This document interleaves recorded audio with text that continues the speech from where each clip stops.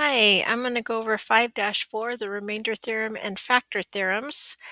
Remainder theorem is the main one I am going over today. So in addition to these vocab words, I want you to add remainder theorem. And I'm just going to abbreviate theorem. So what the remainder theorem is, let me move my mouse, it means if you divide two polynomials and the remainder is 0, then the divisor is a factor of the dividend. And I will tell you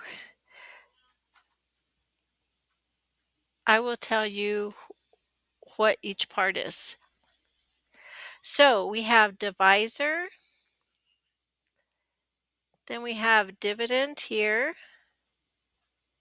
and then the answer is a quotient of two divided things. So if you divide something, so like say 8 divided by 2, that's 4. There's no remainder there. That means 4 and 2 are factors of 8. If we were to get something like 8 divided by 3, 3 goes into there 2, 6 with the remainder of 2. That means 2 is not a factor. 3 is not a factor of 8. Okay? So to have a remainder of 0 means that it is a factor of the polynomial.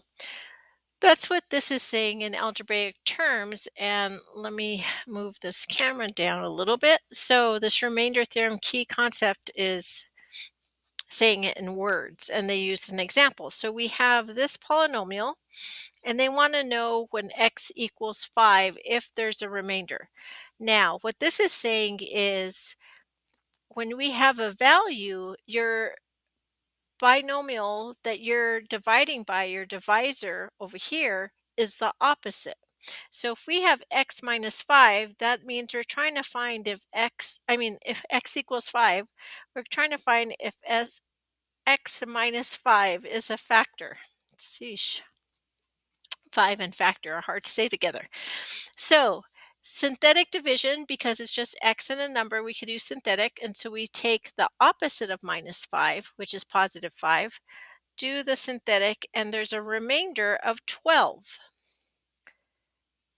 I hope this is recording because I just got a notice. Anyway, there's a remainder of 12, and that means the polynomial at 5 is 12. When x equals 5, y equals 12. That's what that is saying. That's our remainder.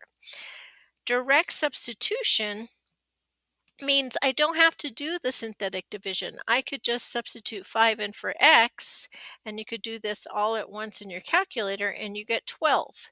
Since p of 5 is not 0, then x minus 5 is not a factor of x squared minus 4x plus 7. Okay? Let's go to, I'm going to skip. So applying the remainder theorem is called synthetic substitution. That's when we're plugging in the value which we would use with synthetic division. I'm going to jump over that and jump into the check. If you want to do the check, you could pause it once I describe it, and then you could check to see if you get the same thing. So use synthetic substitution to evaluate f of 8. So since we're plugging in 8, we're checking if x minus 8 is a factor. My question mark means is. So how you do that in the calculator all at once, since 8 is positive, you could do parentheses. You may know 8 times 8 is 64. You could do a star, but I would suggest you do all that in the calculator at once. Go ahead and pause it and do it, and then come right back. When I put that in the calculator earlier today, I got 9, which means x minus 8 is not a factor because I did not get 0. Okay. Um, Apply the remainder theorem. They want us to plug in 25. They showed synthetic division here, which means you just add down and then multiply by 25, add down, but they already did the multiplication part for you, so you would just add down, and this is your remainder.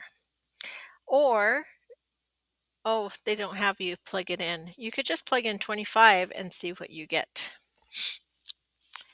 The kittens, again, you could plug in 9 for the weeks for the X age.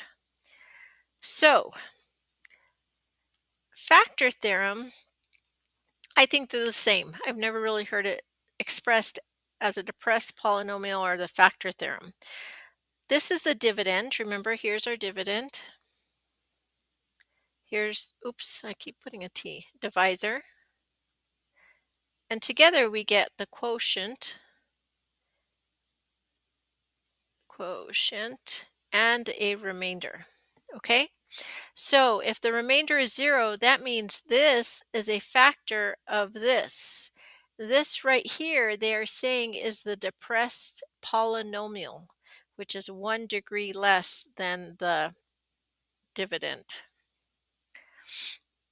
I had never really heard that before, but you may see it. There's a chance, I guess. So here we use the factor theorem. You could do synthetic division, or we could just plug in -8. I'm sorry, I don't remember what the value is here, but it is not a factor.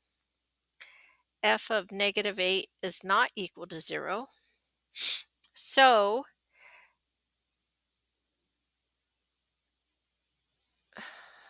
maybe it is. I kept getting it wasn't a factor, but now they're saying it is a factor, and this is your depressed polynomial. I'm sorry I don't have it right in front of me. So then you would factor this. It's going to be 2x, I believe, minus 3. That's how I get 2x and 3. And then so x plus 1, that's completely factored. And then you'd be able to get the zeros from there. But I don't remember, I don't know why it is not, and then I had it there. I'm not sure right now, sorry. The whole point of this lesson is just to plug in the value, see if you get 0. So you find the f of your value. If it's 0, yes, x minus the opposite of it is a factor. If you plug in that value and you don't get 0, you get any other number, then no, x opposite of that value is not a factor. I want to say no. Okay. All right, your assignment is let's go through this check real quick. So what you're doing is plugging in the values. These are giving you binomials, but you should know that you're going to plug in 2 here. You're going to plug in -5 there. You're going to plug in -9, 10. These are a little tricky, but remember my trick to solve this. You set this equal to 0. So you're going to find f of opposite sign, 1, divide by the number with the x. And this one you're going to plug in opposite sign, 10, divide by the number with the x. All these are finding the function at this value, which are opposite than these. And if any of your values that you get out when you plug in for that function is 0, then that is a remainder. Okay. Your assignment is this. It is on page 279, and it is 1 through 10. Now remember, f of -5 means you're checking for x plus 5, and f of 2, you're checking